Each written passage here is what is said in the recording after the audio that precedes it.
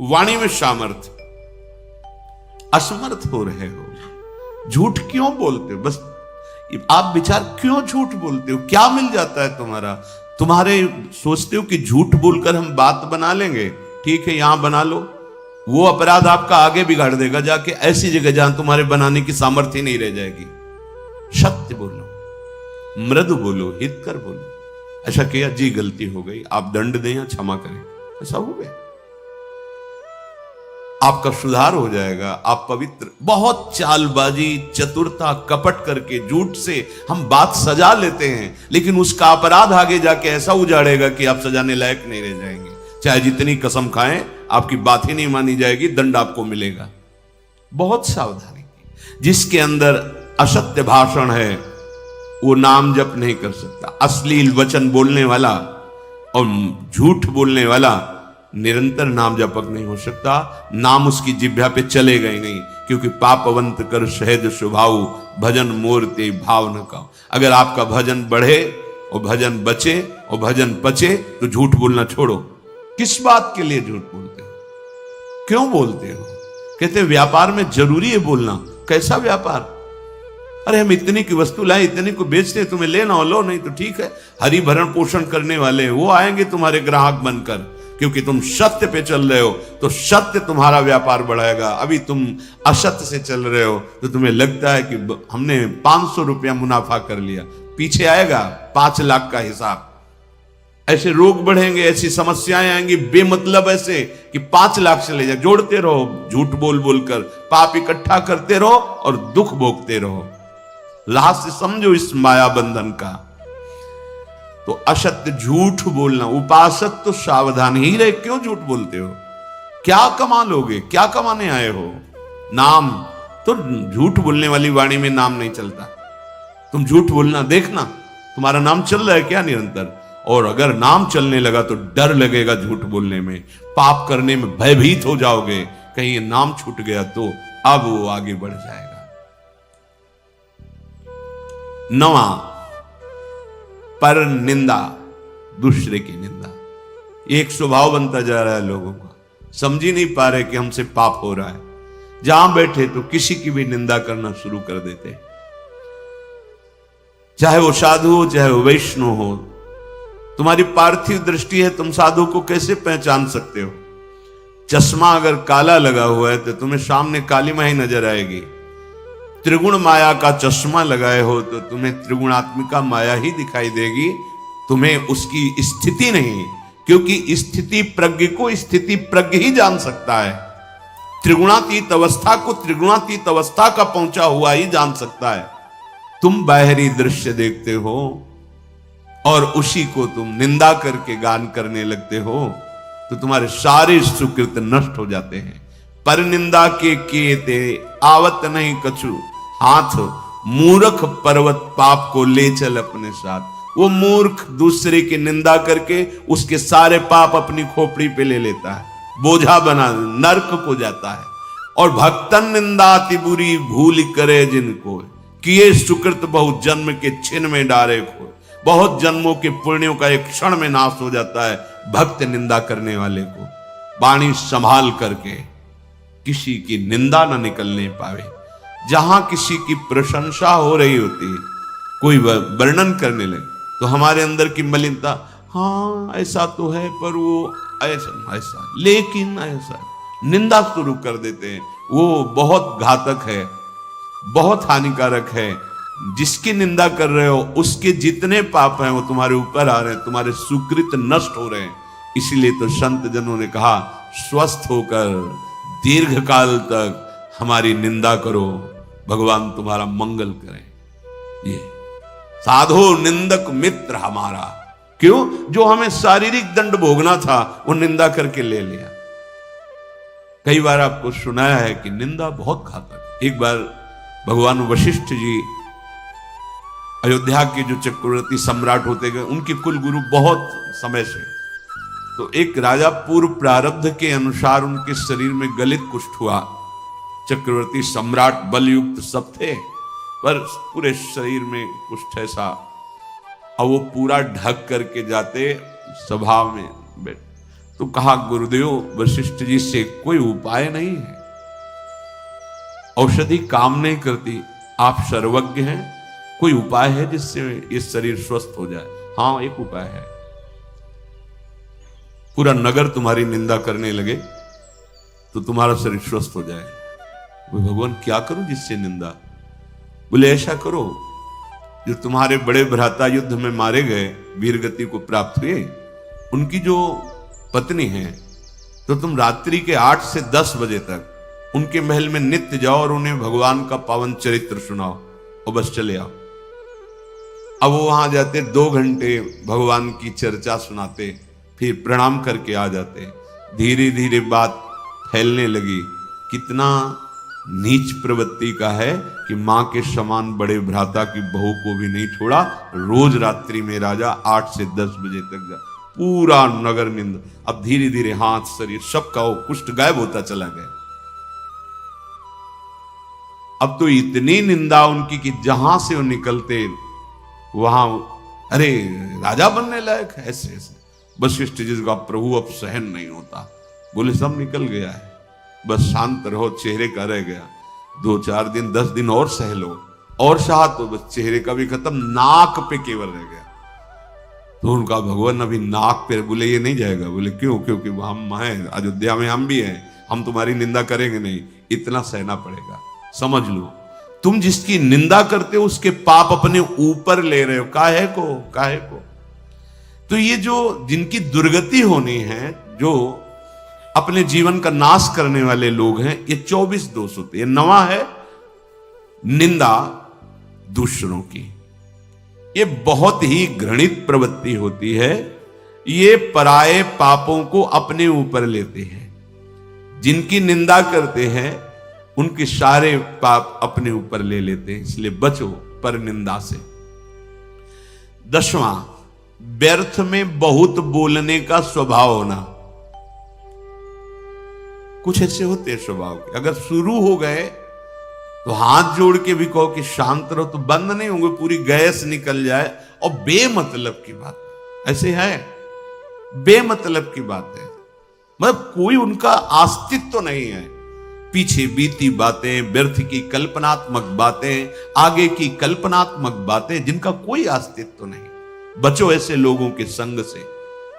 आप अपनी वाणी को तो संभालें ही, ऐसे कुसंग का भी त्याग करें।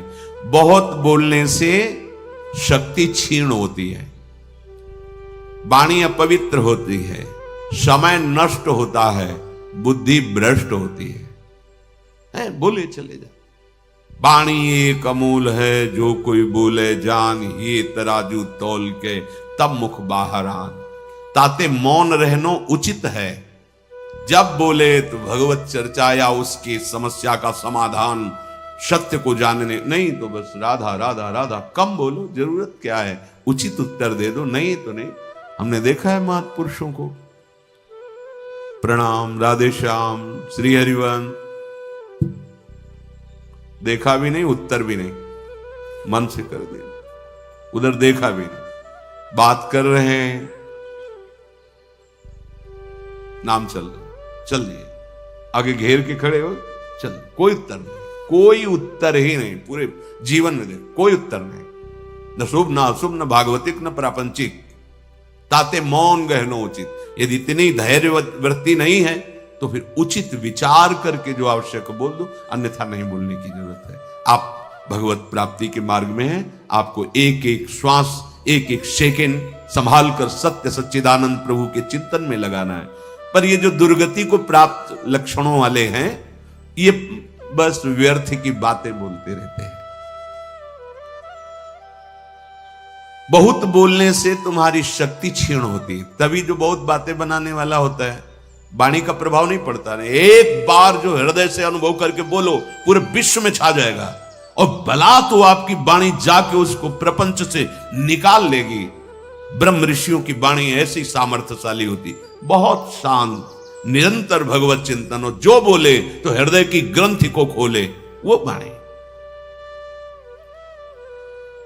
जो 4 लोग बैठ करके भगवत विमुख चर्चा करते रहते हैं, बहू बेटी परिवार इनकी उनकी, ये समय को नष्ट करते हैं, व्यर्थ का समय जाता। ऐसे लोगों के बीच में न बैठना चाहिए न सुनना चाहिए। बस वही देखो, कभी ऐसे लोग जब बैठे हो, उनकी चर्चा हो रही हो, तो वहां एक बार भी राम कृष्ण हरि कोई नाम नहीं होगा, कोई भगवत चर्चा नहीं, बस वही घर द्वार परिवार प्रपंच सब वही चलता रहता है। बचो इस माया के बंधन से, काटो नाम के कीर्तन से, काटो इसे भगवत गुणगान गायन से। ये अपवित्र जिह्वा व्यर्थ का भाषण निंदा पर चर्चा करने न पावे। राधा राधा राधा थका दो इसको। ब्रह्मचर्य नहीं है, संयम नहीं है, पवित्रता नहीं है, तो आवाज में दम नहीं होगी। के करोगे, आवाज में दम होती है तभी होगी जब आप संयम से चल रहे हो। ऐसे थोड़ी जीवन रखा जाता है। साधु का जीवन दिव्य होता है। ये अन्न और जल से पोषण केवल पार्थिव शरीर का होता है, भगवत चिंतन से पोषण होता है साधु का। कई कई दिन भोजन न मिलने पर कभी ऐसे थोड़ी कि मुंह उदास हुआ हो। मुख प्रसन्न तन तेज विराजा। भगवत मार्ग के पथिक हो, छू जाए तो करंट सा लगे, उसके जीवन का परिवर्तन हो जाए। दृष्टि भर के देख लो तो उसके पापों का नाश कर दो। तुम भगवत पार्षद हो, पर वो सामग्री है तुम्हारे अंदर पर जागृत नहीं कर रहे। ये जो समय को नष्ट करने का स्वभाव बन गया है, व्यर्थ की बातें, व्यर्थ की क्रियाओं, भाई छोड़ो। तुम्हें चुभता नहीं, एक बार नाम छूटता है तुम्हें जलन नहीं होती, तुम्हें परेशानी महसूस नहीं होती कि हमारा उद्देश्य तो निरंतर नाम जप है, नाम कैसे छूट गया। तद स्मरणेन परम व्याकुलते थी। चलो ना परम व्याकुलते तो केवल व्याकुलते ले आओ। तुम्हें यह तो पश्चाताप होना चाहिए कि नाम छूट रहा है, हम व्यर्थ की बात में समय नष्ट कर रहे हैं, नाम छूट रहा है। ये जो परिचर्चा करते रहते हैं, इनका राग द्वेष पुष्ट होता रहता है, और जिसका राग द्वेष पुष्ट होता है दुर्गति पक्की है। 12वां क्रोध, ये बेहोश करके असुर बना देता है। क्रोध वाणी का रंग बदल जाएगा। जहां क्रोध का प्रादुर्भाव हुआ तो रुक्ष वाणी, कठोर वाणी, तीखी वाणी, हृदय को बेदने वाली, समझ जाओ क्रोध आ गया। अशुद्ध भाषा प्रारंभ हो जाएगी, कठोर भाषा होने लगेगी, ऐसी तीक्ष्ण जो हृदय को बेद दे जाकर। और अगर ना संभल पाया तो बुद्धि फिर हिंसा पे उतर जाएगी, मार पीट, जान से मार देगा।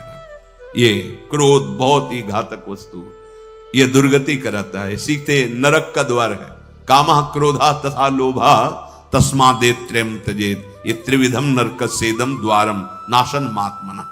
ये आत्मस्वरूप को घोर बंधन प्रदान करने वाले हैं।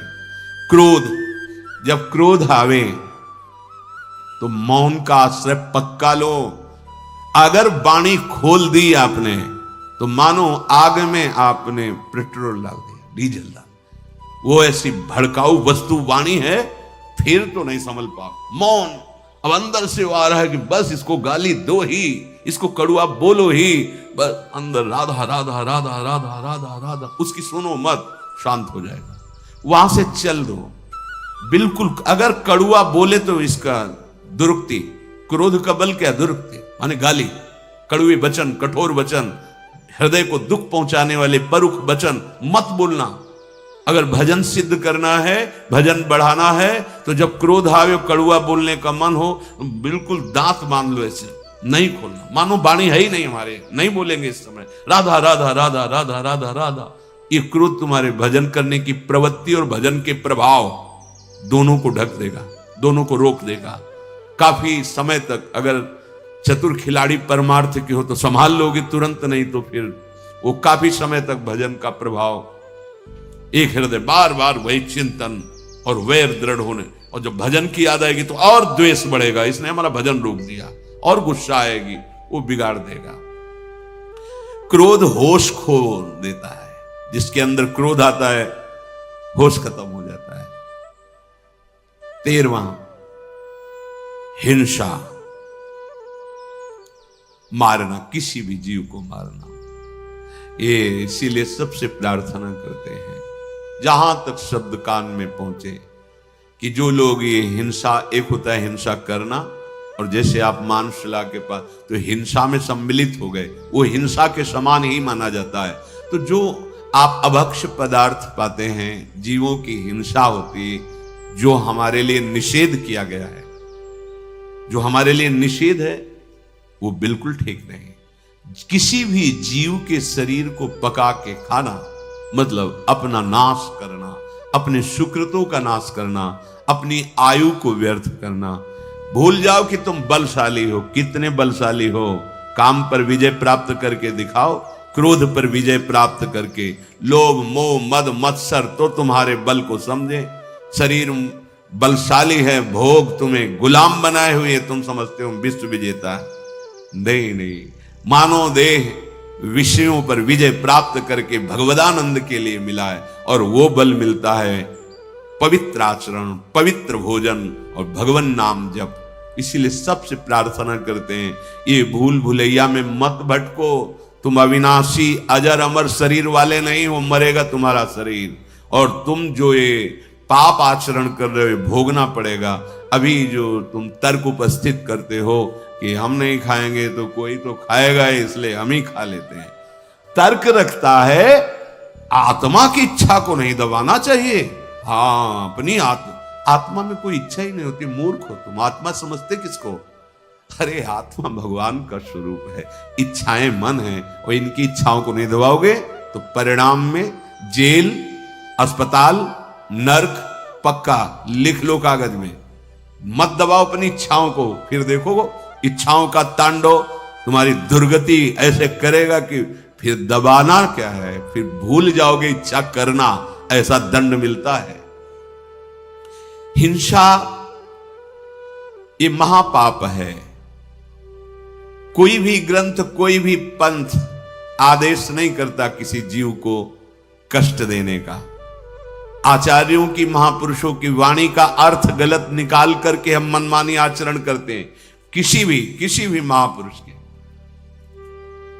एक बार काशी से वृंदावन जब आ रहे थे, तो जहां मैं बैठा ला तो वहां कुछ अन्य धर्मावलंबी बैठे थे, बड़े ही सभ्य, लाल कपड़े हमारे, जटाएं यहां तक, नई अवस्था, सब खड़े हुए और वो ऐसे बांधे हुए ऐसे थे। तो अनुमान लगाया कि अन्य धर्मावलंबी हैं।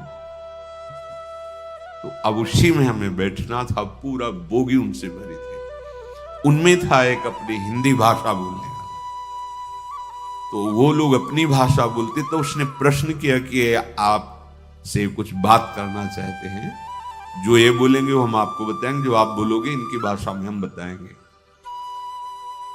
बोले पूछ रहे हैं कि आप फकीर हो? कहा वैराग्य मार्ग के पथिक हैं। हाँ।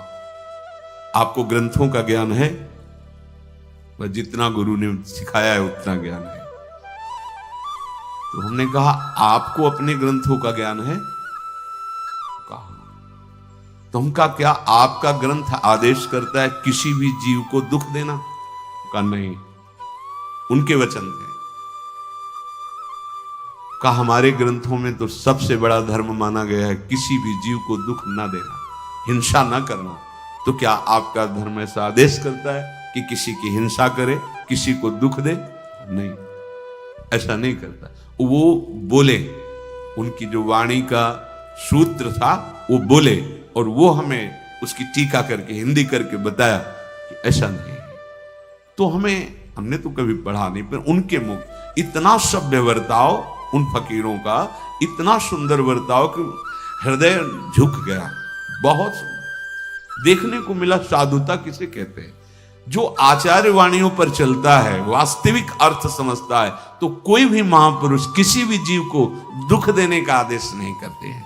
हाँ, जो उसका अर्थ ना समझ के अपनी मनमानी उसका अर्थ करे, वो बात अलग होती है। तो हिंसा ये महापाप है। कोई भी धर्म नहीं सिखाता कि तुम हिंसा करो। फिर 14 जो नंबर उसमें कह रहे हैं, जो पशुओं का, अन्य जीवों का निर्दयता पूर्वक मार करके आहार करना, ये निर्दयता, ये बहुत ही हानिकारक है, बहुत हानिकारक है। बिल्कुल समझ जाओ। अभी आपको छूट मिली है, खेती आपके नाम है, जो चाहो बोलो। फसल जब काटोगे तब समझ में आएगा। अभी बीज पड़ा है, आग लगा दो, फसल होने ही नहीं पाएगी। आग लगा दो। ज्ञानाग्नि या प्रेमाग्नि, दो ही ऐसी हैं जो तुम्हारी कर्म रूपी शुभ अशुभ फसल को भस्म कर सकती है। किसी दूसरे में ताकत नहीं।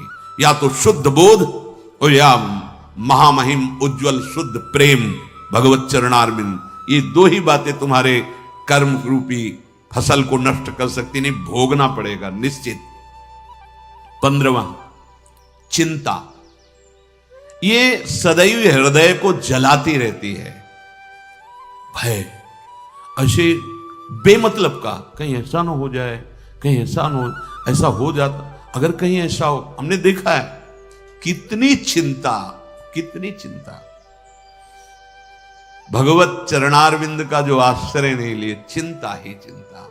कैसे आप देखो ना, अपने हृदयों में देखो, चिंता ही चिंता। और अगर निश्चिंतता आती है तो हरि चरणों का आश्रय, लाडली जी के चरणों का आश्रय।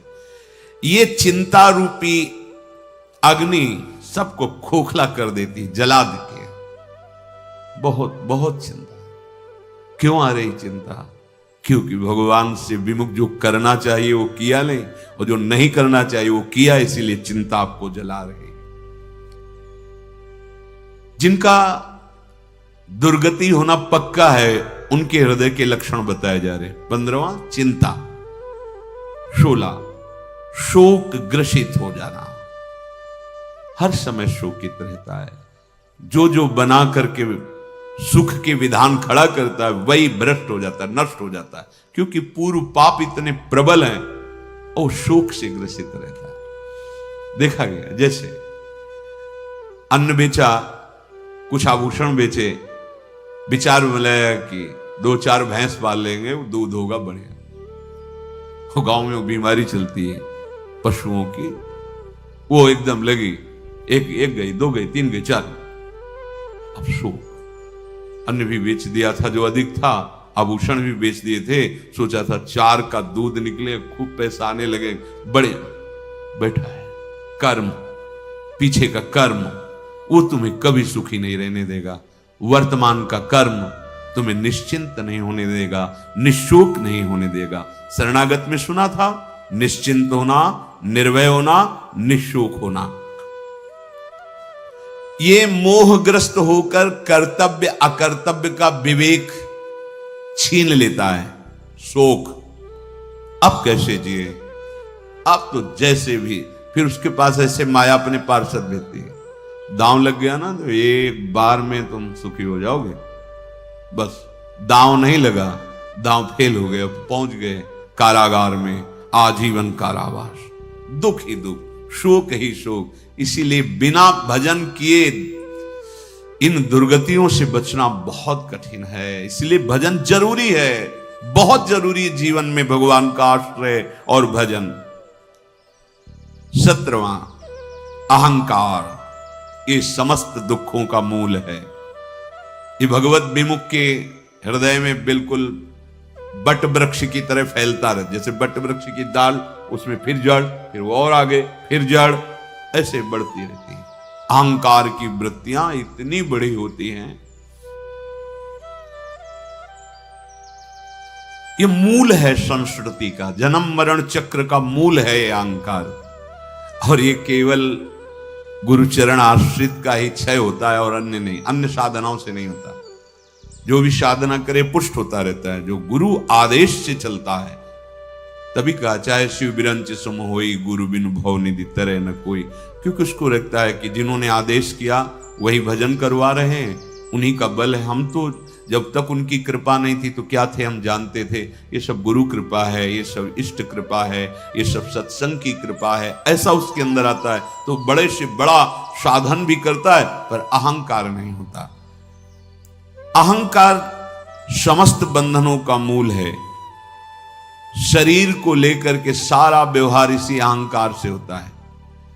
आखिरी में ये नाम पे फंसा देता है, मेरा नाम हो जाए, ऐसा कुछ करूं मेरा नाम हो जाए। अगर कहीं कोई शुभ कर्म करने का अवसर मिला तो ईंट पत्थर में नाम लिखवा देना, पंखे की पंखुड़ी में नाम लिखवा देना, पूरा पता। और ऐसे ऐसे लीलाएं होती कि हंसी आती है कि स्वयं अखिल कोटि ब्रह्मांडों के स्वामी आए, उनका तो तुम नाम नहीं जप रहे हो। तुम्हारा नाम कौन जप? बड़े बड़े महल बना के चक्रवर्ती राजा, कौन नाम उनका? तुम्हारा नाम लेगा? दो चार ईंट लगवा दी। अरे उनका नाम जपो जो त्रिभुवन का मंगल करने की सामर्थ्य रखता है। एक नाम त्रैलोक ही तारे। ये शरीर का अहंकार, अहंकार की वृत्ति का परिचय कर्तृत्व भाव और भोक्तत्व भाव इसी अहंकार में होता है। मैंने ये किया, मैं करूंगा, मैं ऐसा कर सकता हूं, मैंने भोगा ये मैं भोगूंगा, ये मैं भोग सकता हूं। ये वृत्ति अहंकार की होती है। इस समस्त बंधनों का मूल है जन्म मृत्यु का चक्र, यही चला रहा है। जब तक ये क्षीण नहीं होगा तब तक मुक्त नहीं होता जीव। 18वां, अपने में बड़प्पन देखना। ऐसा अभिमान बना रहता है, मैं बहुत बड़ा हूं, मैं श्रेष्ठ हूं, मैं, ये अंदर से बना रहता है। इस शरीर का दुलार करना छोड़ो, इसकी गति पर ध्यान दो। क्या होगी इसकी गति? ये दुलार करना बिल्कुल उचित। भगवत सेवा में काम आ रहा है, भगवत भजन में आहार विहार उचित, निद्रा उचित, अपने कर्तव्य का उचित कर्तव्य का पालन और भजन। इसकी सुख सुविधाओं में मत फंसो कि ये शरीर कोई सुखी, ये दुख का घर है, दुख की जड़ है। भजन कर लो, इस जड़ को काट दो। नहीं, इसको जितना राग करोगे वो अगली तैयारी कर रहा है तुम्हारे, फिर किसी ऐसे शरीर में जहां तुम दुलार ही नहीं कर पाओगे। अब मान लो ऐसे पशु हैं जंगलों, अब कांटा लग गया, अब कैसे निकाले? ऐसी जगह लगा है, उनके हाथ तो है नहीं कि निकाल सके।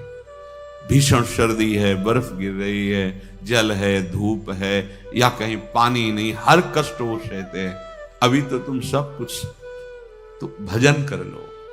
इस शरीर के झूठे दुलार और अभिमान में मत फंसो। ये लगा रहता है मैं बड़ा बन जाऊं, मैं बड़ा। अरे बड़े के हो जाओ तो बड़े वो बना देंगे। भगवान का आश्रय ले लो, वो बड़े बना देंगे। अब जिनसे बड़े बनना है उनसे तो विमुख हो, तो माया तुम्हें बड़ा बना देगी क्या? माया तो सिर्फ हरिजस गाने वालों का सपोर्ट करती है, हरि विमुखों को तो नचाती है, नचाती है। 19वां, मद। वस्तुओं का, जमीन का, रुपया का, पैसा का, ये रूप का, ये मद होता है। ये धन मद, पद मद, विद्या मद, जाति मद, बुद्धि मद, ये बहुत प्रकार का होता है। ये बुद्धि के तेज को नष्ट कर देता है। जो प्रवीणता है, जैसे अभी बुद्धि तो बहुत है लेकिन प्रवीणता नहीं, फंसने में प्रवीण है, मुक्त होने वाली प्रवीणता नहीं। फंसने में तो बहुत प्रवीण है। कैसे हम दूसरे का धन अपहरण करें, कैसे हम दूसरे से छीन लें, ये बहुत प्रवीणता है। ये मद बहुत हानिकारक है। जिसके हृदय में मद होता है उसकी निश्चित दुर्गति होती है। देखो, भगवान ही एक ऐसे हैं जिनकी शरण होने पर सब ठीक हो जाएगा, सब ठीक हो जाएगा। एक एक ऐसे दोष हैं जो हमारी दुर्गति करने में समर्थ हैं, और इनमें से एक भी आ जाए तो 23 को बुला लेगा। जो 24 वर्णन करेंगे 23 को बुला लेगा। मद, धन मद, पद मद, विद्या मद, जाति मद, बुद्धि मद, बड़ा मद होता है। ये मद इतना निकृष्ट वस्तु है कि वो भगवत प्राप्ति करना ही नहीं दे। भगवत प्राप्ति होगी, रंग चढ़ेगा सत्संग का, दैन्य ऐसे चढ़ता है, वस्तु ऐसे ली जाती है, ऐसे नहीं ली जाती है। ऐसे आओगे तो ऐसे ही चले जाओगे। चलनी में गैयादु है और दोष दैव को दे। भगवान के हेतु की कृपा होती तब संत समागम होता है। संत समागम में आए हो तो ऐसे आओ, ऐसे, और भर के ले जाओ, तृप्त हो जाओगे, निहाल हो जाओगे। ऐसे आओगे ना तो माला भी मिलेगी, चुनरी भी मिलेगी, लेकिन वो नहीं मिलेगा जो मिलना चाहिए। लौकिक पदों का अभिमान। अरे परम पद का जो अधिकारी है, जहां ब्रह्मा भी नमस्कार करते हैं, वो ऐसे कर रहा है, ऐसे कर। क्यों अपना अपराध करने आए हो? यहां क्यों आए हो?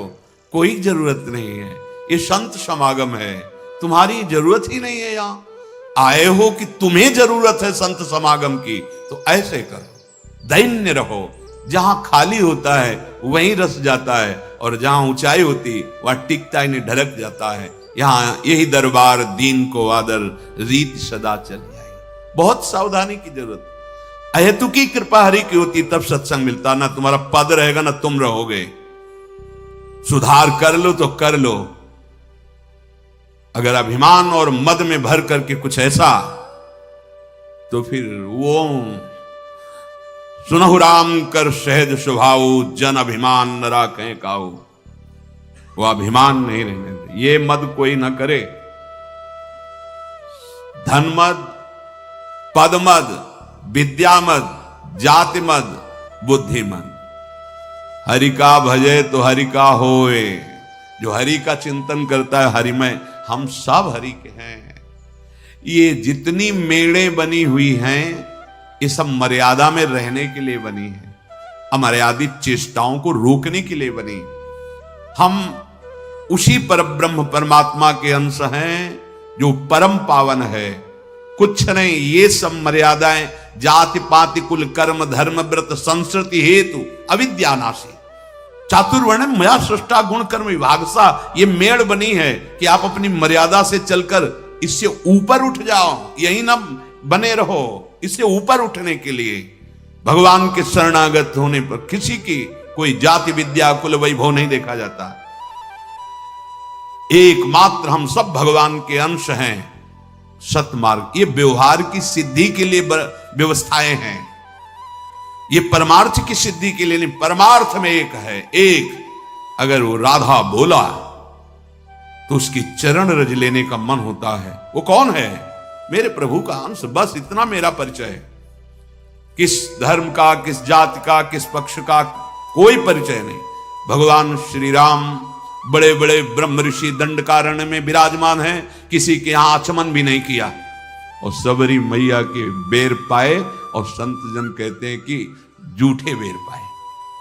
अर्थात वो पहले प्रीति विवश होकर देखती थी, कहीं खट्टा तो नहीं, कसैला तो नहीं, मेरे रघुनाथ जी को मीठा लगे, इसलिए वो कौन है सबरी?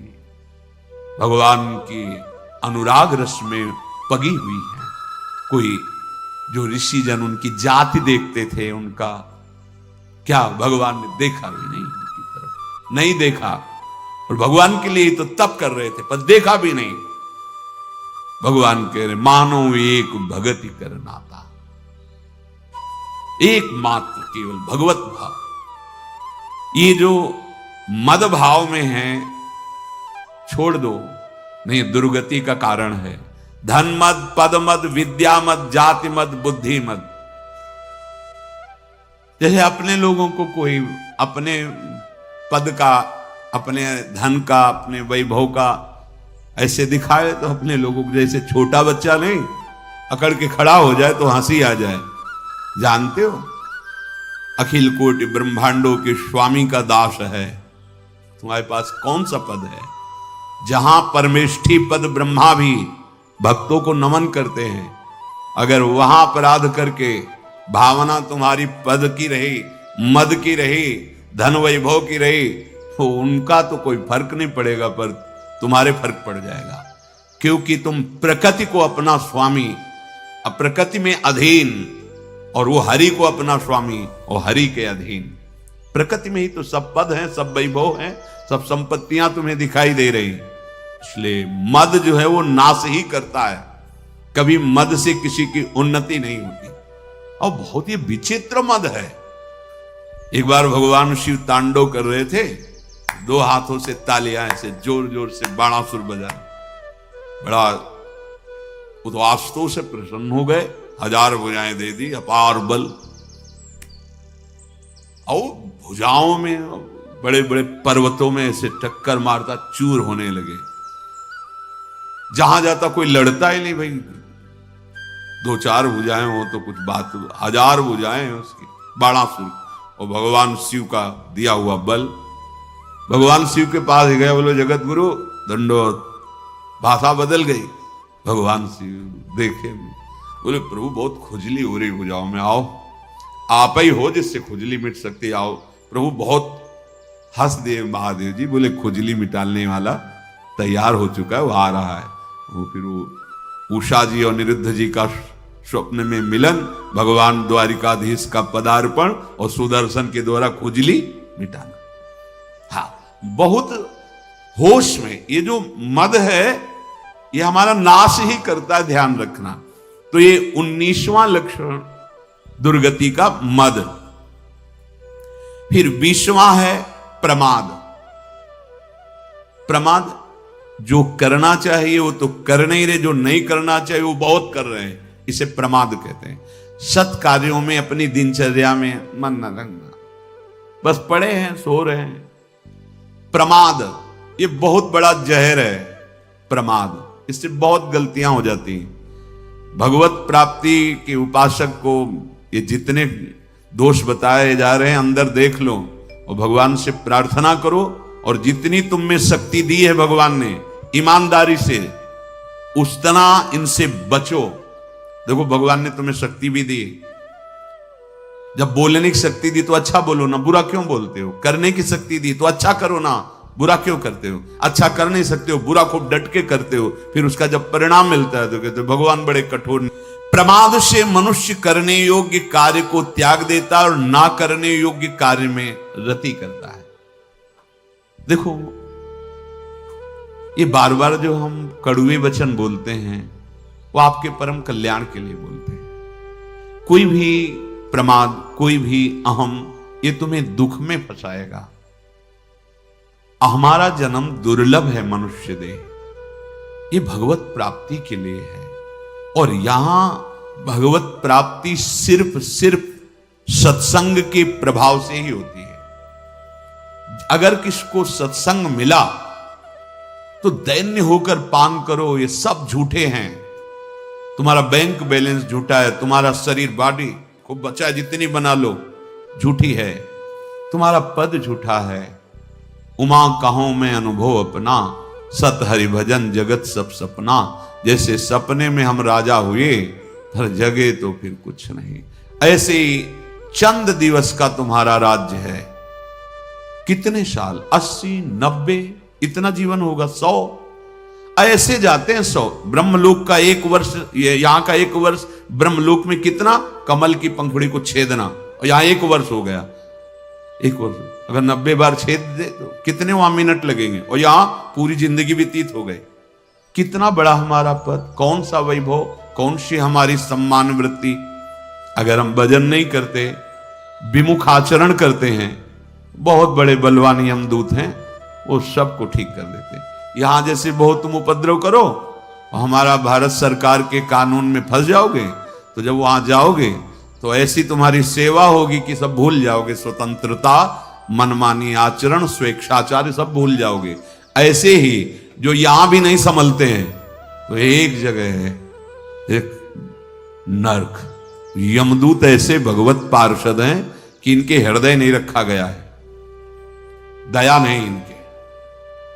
जैसा कानून व्यवस्था के अनुसार दंड है वैसे ही, और वो पोशाक मिलती है जैसे डॉक्टरों के यहाँ पोशाक नहीं मिलती।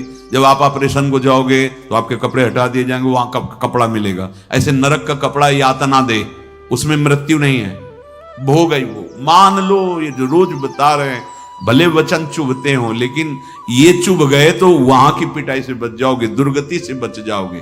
कुछ नहीं है, कुछ नहीं है।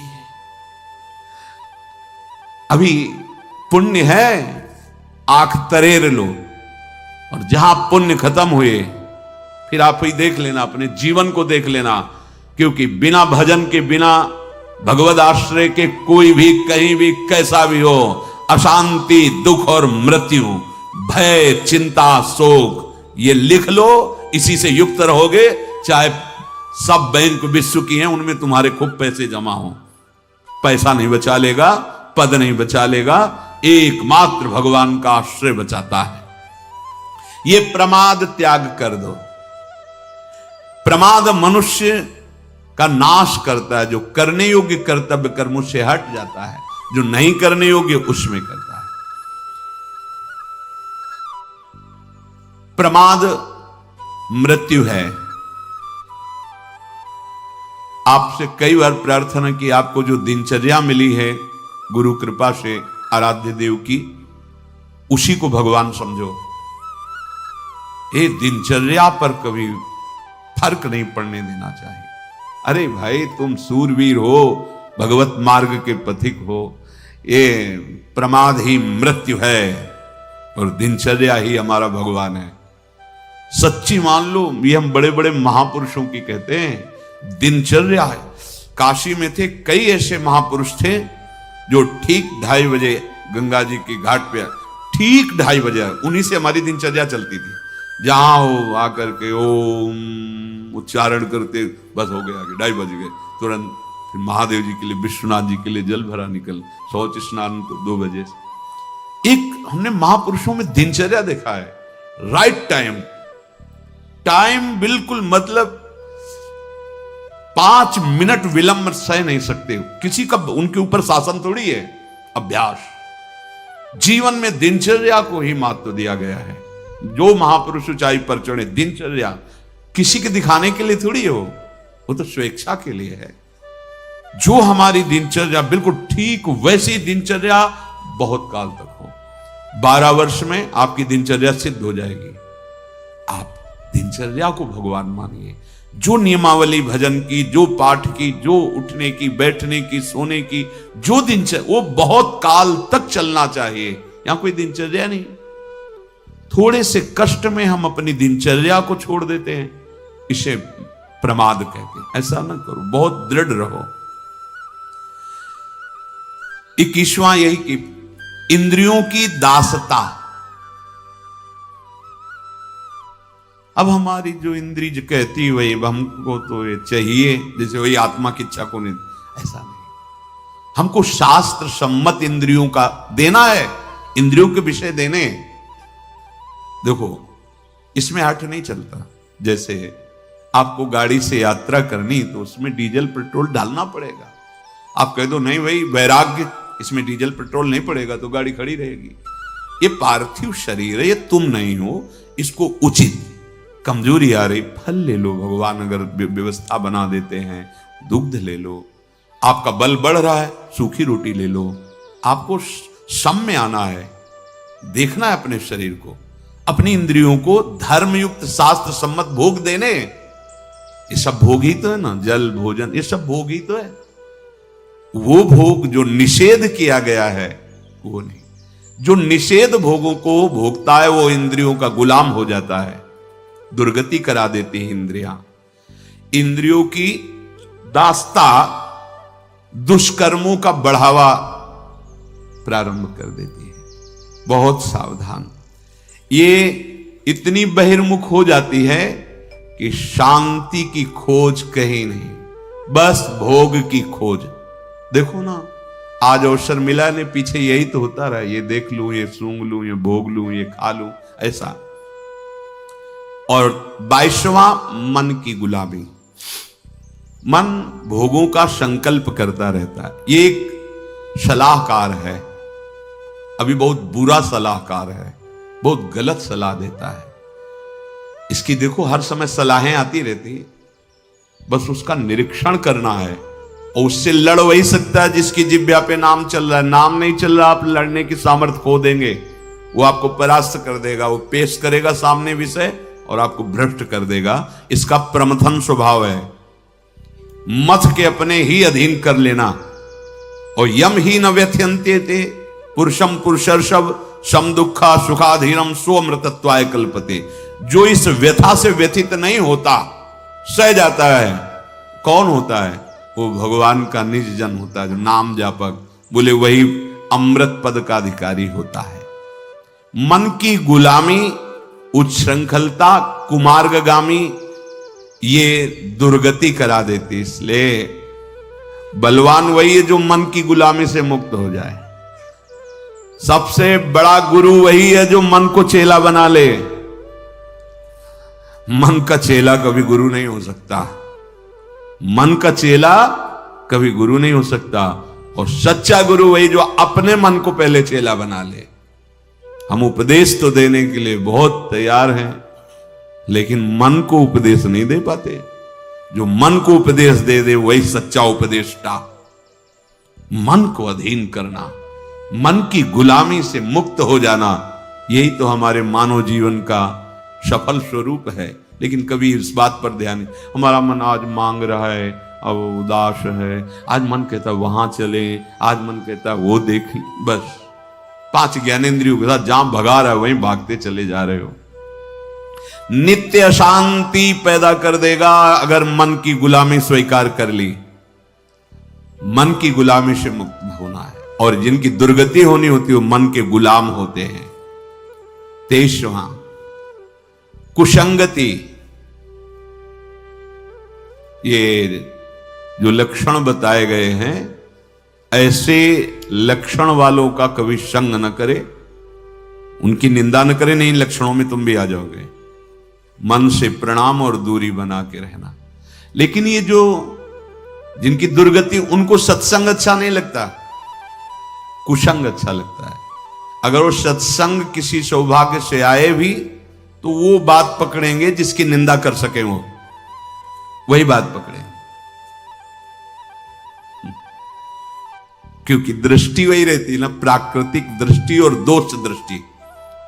सतमार्ग के पथिक की तो अद्वेष्टा, वो तो दोष रहित वृत्ति होती है। वो दोषी पुरुष में भी गुण ढूंढ लेता है। जड़ चेतन गुण दोष में विश्व की न करतार, संत हंस गुण गाहे पे परिहरिवार विकार। जो ये कुसंगति प्रिय जन है, कुसंगति प्रिय, ऐसे गंदे आचरण सिखाने वाले, गंदे आचरण करने वाले, गंदे आचरण दिखाने वाले, गंदे व्यसन कराने वाले, गंदी बातों में मनोरंजन करने वाले, ये कुसंगति है। भगवद विमुखता कुसंगति बड़ी प्रिय होती है। कुसंगति ऐसे पतन के मार्ग में गिरते जाते हैं कुसंग के प्रभाव से। कुसंग से जीवन बिगड़ जाता है। मनुष्य चिरकाल तक नरक यंत्रणा का भोग करता है। कुसंगी पुरुष पाप ही बटोरता रहता है। भजन का अभाव भगवत विमुक्ता एक 24वां है। ऐसे लोग कभी भजन नहीं करते। अगर कोई भजन घर का सदस्य करने लगे तो भजन करने नहीं देते। अगर ठाकुर सेवा विराजमान करे तो फेंक देते हैं। हमारे पास तो ऐसे कंठी पकड़ के तोड़ देते हैं, ठाकुर जी को उठाकर बाहर फेंक देते हैं, और कहा अगर ये सब यहां नाटक शुरू किया ना हमारे घर में तो समझ लेना, और जबरदस्ती अभक्ष पदार्थ परोसते हैं। बात बहुत कठिन है, बहुत कठिन है ऐसी जगह भजन कर पाना, क्योंकि इन दोषों से जो युक्त होता है भजन हो ही नहीं सकता, और वो भजन स्वीकार करने नहीं देंगे जहां तक उनकी पहुंच है, नहीं देंगे। ऐसा जीवन व्यर्थ कर देता है भजन विमुखता। कितने करोड़ जन्म तक भटकना पड़ेगा। देखो कितना हिसाब किताब जमा है। भीष्म जी कह रहे 100 जन्म तक देख रहा हूं, कोई वैसा पाप नहीं। एक राजा थे और आगे जन्मों में ऐसे ही जंगल में भ्रमण कर रहे थे, तो एक बहुत सा मोटा सीधा साधा सर्प पड़ा था। कुछ सर्प बहुत सीधे होते हैं, जैसे एक लाल रंग का होता है जिसे यहां देहात में दुमहा कहते हैं, वो बिल्कुल सीधा होता है, बिल्कुल वो किसी को काटता नहीं, कभी कोई आक्रमण नहीं करता। ऐसे कई सर्प होते हैं, बहुत कई होते हैं, बहुत खूंखार। वो आराम से पड़ा हुआ होता है, ऐसे धनुष के उससे ऐसे टांगा, ऐसे फेंका तो बड़े बड़े कांटे बंबूल के उसमें ऐसे फंस गया। कितने दिन तक तड़पता हुआ क्योंकि वो मरा फिर। महाराज भीष्म जी को अर्जुन के तीक्ष्ण बाणों की सैया पर 6 महीना पड़ा रहना पड़ा। ये हम लोगों के लिए उपदेश है। सोचो, तुम जो सोचते हो कि हम हिंसा करके मांस खाते हैं, ये सब, ये एक सांप जिसके साथ ऐसा व्यवहार, देखो मानवदेह है ना, तो भीष्म जैसे महापुरुष को वो बमूल के कांटों का तड़प करके प्राण त्याग करना सांप का, और आपका 6 महीने बाणों के से। मांडव्य ऋषि तितली की गुदा में कांटा डाल के छोड़ देना, तो आपकी गुदा में सूली डाल के निकली नहीं, काट दी गई। महाभारत में भगवान व्यासदेव जी ने तो अणिमांडव्य, तुम जो पशुओं की हिंसा करके खाते हो तो तुम्हारे लिए छूट है क्या? मानव देह पशुओं की हिंसा करने के लिए, मांस खाने के लिए नहीं, वो राक्षसों के लिए है, या हिंसक पशु परस्पर उनका आहार है। भगवान से विमुख जन, ये जो 24 लक्षण बताए गए, ये दुर्गति प्राप्त कराने वाले हैं। सावधान होकर इनमें से एक भी न रहने पावे।